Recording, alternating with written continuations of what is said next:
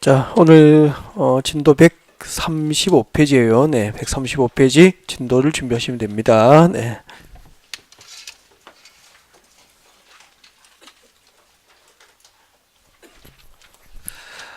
자, 진도 135페이지 준비를 하시고 네, 앞쪽을 보시면 됩니다. 네.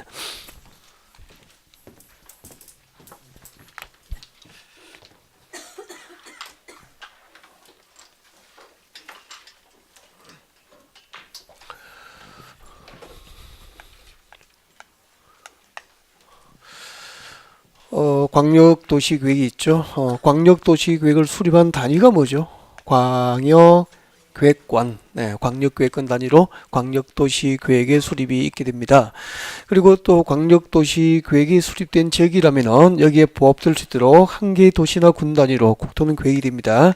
네, 관할구역 단위로 도시나 군 관할구역이죠.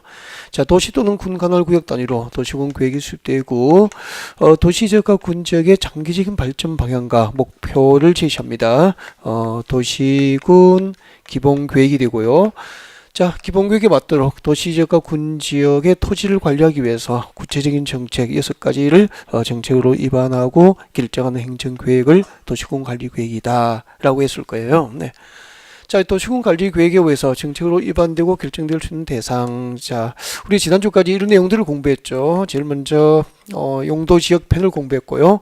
용도지역, 그리고 또 용도지구, 그리고 용도구역이죠. 네, 용도구역 이렇게 도시지역과 군지역의 토지 위에다가 용도지역이라는 것, 용도지역과 용도지구, 용도구역이라는 것을 새로 지정도 하고 또 지정된 것을 변경할 수 있는 행정계획이 도시군관리계획입니다. 라고 했고요. 아마 지난주에 그 도시군관리계획 중에서 용도구역편, 마지막 입지규제 제소구역, 등에 대해서 학습이 이루어졌을 겁니다. 용도구역 중에서는 시가와 조정구역하고 있죠. 그죠? 입지규제 제소구역에서 각각 단독으로 한 문제 정도 출제 가능성이 높고 그 중에서 입지 규제 최소 구역 위주로 아마 공부를 했을 거예요. 삼성동 한전부지, 네, 지방 혁신 도시로 이전했고 이 지역을 개발하기 위한 네, 저도적 개발 규제를 보장하기 위해서 네, 개발 규제를 완화를 보장하기 위해서 입지 규제 제소 구역 계획이 수립되고 자, 이런 내용들에 대해서 아마 지난주에 공부를 하셨을 거예요. 자, 오늘 여러분이 공부하셔야 될 주제는 여기서 아마 시작이 될 겁니다. 자, 도시군 관리 계획 중에서 자, 세 번째가 기반 시설 설치 정비 개량에 관한 계획. 기반시설 새로 설치하거나 설치된 것을 정비, 개량할 수 있는 행정계획이 도시군관리계획입니다. 라고 했고요. 그때 기반시설이 뭐죠? 기반시설은 도로 등이죠. 도로, 지하철, 학교, 공항시설, 항만시설, 종합운동장 이런 것이 전부 네, 도시 기반시설이고 자, 도시지역과 군지역의 토지 위에다가 자, 이런 기반시설을 새로 설치도 하고 정비하고 개량할 수 있는 행정계획이 도시군관리계획이 됩니다. 그래서 자, 우리 서울에다가 이제 서울 지하철 건설하겠습니다. 라고 네, 서울시 도시군관리계획으로 정책을 입안하고 이것을 정책으로 최종 결정을 합니다. 결정을 하면은 그 도시군관리계획 결정은 네, 공고합니까 고시합니까? 고시. 결정되면은 고시의 방법으로 네, 서울 시민에게 공식적으로 알리게 됩니다. 네, 고시. 서울시 공보죠. 서울시 측에서 발행하는 공보에 그 도시군관리계획 결정 내용을 게재하는 방법으로 네, 결정이 고시가 됩니다. 자, 그때부터 이제 도로, 지하철 등에 대한 법상 명칭이 바뀌어버려요. 도시군관리계획 결정을 하기 전 도로 등에 대한 명칭이 뭐죠? 기반시설. 도시군관리계획으로 결정 고시되면서부터 이제 법상 명칭이 바뀝니다. 도로 등에 대한 법상 명칭이 도시군계획시설, 도시군계획시설. 이런 용어 정의가 안 되면 오늘 주제를 시작을 못 한다고. 그러니까 첫날 도시군관리계획 내용에 대해서 이제 폭넓게 여러분에게 설명을 1시간 정도 이 6가지 내용을 소개하는 방법으로 강의를 준비했던 거예요. 그리고 자, 이 도시군계획시설을 새로 설치하고 정비하고 개량하는 사업이 도시군계획시설 사업이 되는 거죠. 자, 이렇게 도시군계획시설 사업이 결정된 그 토지, 도시군 계획시설 사업이 결정된 토지의 지상, 지하, 공중, 수중, 수상 이런 것을 도시군 계획시설 부지라고 한다고. 그러니까 도시군 계획시설 부지가 무엇이냐면 쉽게 이야기해가지고 우리 서울에서 도로용지, 지하철용지, 학교용지, 공원용지 등으로 결정 고시된 토지는 도시군 계획시설 부지로 묶였다고 하는 거라고. 네. 자, 이런 도시군 계획시설 부지로 묶인 토지에서 건축물의 건축 등 개발행 허가가 어떻게 될까? 그리고 그 장기 미집행 도시군 계획시설 부지에 대한 매수 청구 제도라든지, 그리고 도시군 계획시설 사업을 결정 고시해 놓고 20년 동안 공사가 미집행되면은 20년이 되는 날에 다음 날 그 결정 고시의 효력이 실효됩니다. 자, 이런 내용들 중심으로 오늘 강의를 준비하게 될 거예요. 그래서 오늘 우리가 공부하게 될 내용이 어디서 시작됐는지 일단 그 뿌리를 잡아드린 거고요. 네, 오늘 공부할 주제를 소개합니다. 오늘 저희들이 공부할 주제는 아까 이론 교재 132페이지였죠. 네, 132페이지. 132페이지가 아니고, 죄송해요. 135페이지구나. 네, 135페이지예요. 자, 여러분 교재 135페이지 도시군 계획시설 부지. 이 도시군 계획시설 부지에서 개발 행위 허가지를 공부할 거예요. 일단 도시군 계획시설 부지가 무엇인지에 대한 개요 설명을 다시 한번 더 드릴게요. 다시 한번 더 드리고, 그 다음에 이 도시군 계획시설 부지에서 개발 행위 허가는 원칙은 금지되는데 일정한 요건을 갖추면은 미집행 도시군 계획시설 부지에서 일정한 개발 행위가 허가될 수 있거든. 이런 내용들을 중심으로 오늘 제 시간에 강의를 풀어가게 될 겁니다. 자, 어디서 시작됐는지를 쭉 보신 거고요. 자, 그럼 봐주십시오. 여러분, 여기 도로가 있습니다. 여기 도로가 있고, 이 이야기예요, 이야기. 도로가 있고, 옆에는 위에는 갑의 토지고 밑에는 아래쪽은 을의 토지, 갑과 을의 토지가 있어요.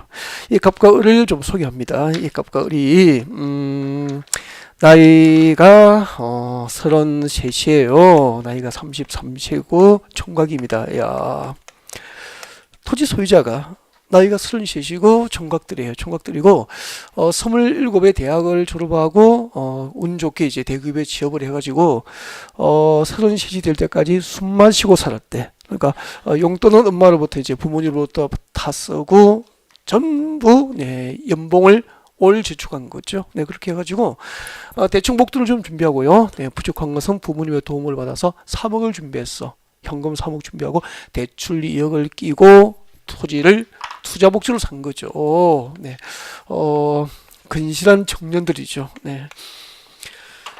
자, 아무튼 33세고, 네, 투자금은 5억이죠. 네, 현금 3억 마련했고, 대출금 2억을 끼고, 네, 투자 목적으로 땅을 샀다고. 그런데, 땅 사고 한 8개월 뒤에 말이야. 8개월 뒤에 서울시에서 기존의 도로가 좁기 때문에 도로를 갑과 을의 토지를 대상으로 도로를 확장하기로 서울시에서 결정합니다. 이런 된장. 자, 그럼 봐줘요. 여러분, 지금 갑과 을의 토지에 도로를 설치하기로 서울시에서 결정했다라고 했거든. 그럼 잠깐만요. 도로가 뭐죠? 조금 전에 배웠던 용도지역입니까? 기반시설입니까? 기반시설이잖아. 그죠? 그러면은 이 갑과 을의 토지에 도로를 설치하려면 서울시에서는 서울시 도시군 관리구역으로 정책을 위반해서 도로 설치를 결정을 하게 되는 거죠. 결정하면은 비밀입니까? 고시합니까? 고시. 서울시 공보에 게재하는 방법으로 결정을 고시하게 됐죠. 그때부터 도로 설치에 관하여 도시군 관리구역 결정을 고시하기 전까지 도로에 대한 법상 명칭은 뭐죠? 기반시설이었잖아요. 도시군 관리구로 결정 고시를 하기 전까지 도로에 대한 법상 명칭이 기반시설이었는데 설치를 결정 고시하면서부터 이제 도로에 대한 법상 명칭이 변경되어 버리잖아. 무엇으로 바뀌죠? 도시군 계획 시설로 바뀌고요. 이 도시군 계획 시설 설치가 결정 고시된 도로 설치가 결정 고시된 이 갑과 을의 토지, 이 토지의 지상, 지하, 공중, 수중, 수상 이것을 무엇이라고 한다고요?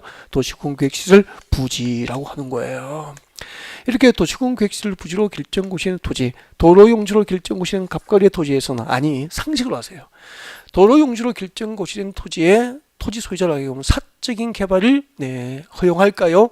법으로 제한할까요? 제한하죠. 이건 상식이잖아. 그러니까 이 상식을 제도한 게 법이잖아요. 그래서 법이 이런 법 조문도 보지 않고도 벌써 법을 알고 계시잖아요. 그래서 정리해 볼게요. 앞으로 도시군 계획실을 부지로 결정고시인 토지에서는 원칙적으로 건축물의 건축 등 개발 행위, 건축물의 건축이나 공작물 설치 등 개발 행위 허가를 하여서는 아니 된다. 이게 원칙이라는 거죠. 그러면 도로용지, 지하철용지, 공원용지, 한강대교 건설용지 등으로 결정고시인 토지라면은 나중에 여러분 손님에게 당장 개발을 원하는 고객에게는 이런 토지를 컨설팅 하시면 돼, 안 돼? 안 되는 거죠. 건축물의 건축이나 공작물 설치 등 개발인 허가가 안 나니까. 근데 자, 원칙적으로 개발인 허가 제한되지만 일정한 요건에 해당하면은 예외적으로 미집행 도시군 계획실 부지에서 사업이 허용될 수 있다는 거죠. 자, 어떤 경우냐면은 갑과 을의 토지의 도로 설치를 결정고시했어.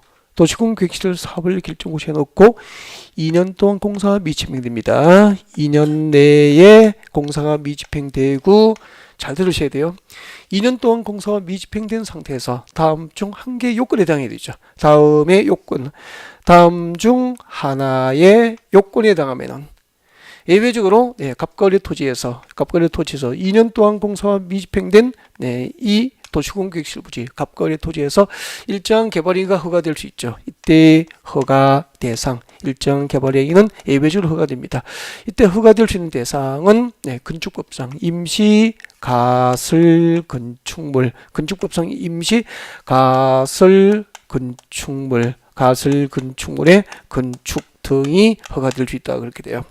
자, 어떤 요건을 갖추게 되냐면은 지금 하면서 그냥 계속 반복해서 외우고 그리고 또 이해도 하고 그렇게 하는 거예요. 자, 2년 동안 공사 미집행되고 첫 번째 단계별 집행계획 수립이 없으면은 가설 건축물 등이 허가됩니다. 단계별 집행계획 수립이 없으면은 건축법상 3년 내에 철거를 조건으로 하는 건축법상 임시 가설 건축물의 건축 등이 갑과 을의 토지에서 허가될 수 있어요. 두 번째, 단계별 집행계획이 수립된 경우, 단계별 집행계획 혹시 수립됐다면 그 단계별 집행계획에서 1단계 계획에, 1단계 집행계획에 포함되지 아니한 도시군 계획실 부지에서는 건축법상 임시 가설 건축의 건축 등이 허가될 수 있는 거죠. 근데 이 제도가 어려워요? 들어보니까 좀 쉬워요? 쉬운데 지금 이러면 이해가 안 되는 게 딱 하나 있죠. 단계별 집행계획을 모르니까 제도에 대한 이해가 조금 안 되는 거예요 지금. 그래서 단계별 집행계획이 무엇인지 그 자체가 시험 나온 것은 아니지만 이 제도에 대한 이해를 위해서 쓸데없이 단계별 집행계획이 무엇인지 이야기를 좀 하려고 해요. 해도 괜찮겠죠. 네, 단계별 집행계획이 뭐냐면은 여러분 이렇게 생각하시면 돼요. A 지역과 B 지역, A 지역과 B 지역을 연결하기 위한 수도권 고속철도 사업, GTX 사업이 결정됐다라고 가정합시다. 그러면은 자, A 지역과 B 지역을 연결하기 위한 GTX 사업, 수도권 고속철도 건설 사업이 결정되면 이거 공사 한두 달에 끝낼 수 있을까요? 수년간에 걸쳐서 이루어집니까? 그렇죠. 매년 예산을 확보하고 그리고 그 KTX 용지에 편입된 수많은 땅 건물을 강제 수용하고 보상을 마무리해야 사업을 할 수 있는 거잖아요. 그렇게 해서 도시군 계획실 사업이 결정되면은 그 사업 결정고시로부터 3개월 내에 매 연도별 재원 조달 계획과 보상 계획 등이 포함된 연차별로 사업을 단계적으로 하기 위한 계획이 준비되는데 이것을 단계별 집행 계획이다라고 이름하는 거예요. 예를 들면은 자, A 지역과 B 지역을 연결하기 위한 수도권 고속철도 건설 사업이 결정되는데 이 구간이 있잖아. 이 구간은 1년 차에 재원을 조달합니다. 예산을 확보한다 이 말이야. 1년 차에 재원을 조달해서 여기 보이지 않지만 여기에 편입된 수많은 땅과 건물이 있을 거 아니에요. 이거 전부 강제 수용하고 보상을 해야 공사할 수 있는 거잖아. 이렇게 1년 차에 재원을 조달하고 보상 절차를 끝내고 공사할 거야. 이 구간은 2년 차에 재원을 조달하고 보상 절차를 마무리하고 공사할 거야. 이 구간은 3년 차에 그렇게 할 거야. 4년 차, 5년 차, 6년 차에 그렇게 할 거야. 이게 단계별 집행 계획이라고. 그러니까 재원 조달 계획과 보상 계획 등이 포함된 연차별 사업 계획을 무엇이라고 하죠? 단계별 집행 계획이라고 하는 거예요. 그럼 자, 이 단계별 집행 계획 법적으로 두 가지 단계로 구분 됩니다. 3년 이내에 시행해야 될 도시군 계획시설 사업은 1단계 집행계획이라고 하고 3년 이내에 시행해야 할 도시군 계획시설 사업은 1단계 집행계획이라고 하고 3년 이후에 시행해야 할 도시군 계획시설 사업은 2단계 집행계획이라고 해서 법상 단계별 집행계획은 몇 단계로 구분됩니까? 2단계. 1단계 집행계획과 그리고 2단계 집행계획으로 구분해서 단계별 집행계획은 수립이 되는 거예요. 그러면은 그냥 왼쪽을 우리가 왼쪽 땅을 갑의 땅이라고 하고 오른쪽 땅을 을의 땅이라고 가정합시다. 우리 이렇게 했잖아. 이 갑과 을의 토지에다가 도로 건설을 서울시에서 결정해 버린 거죠.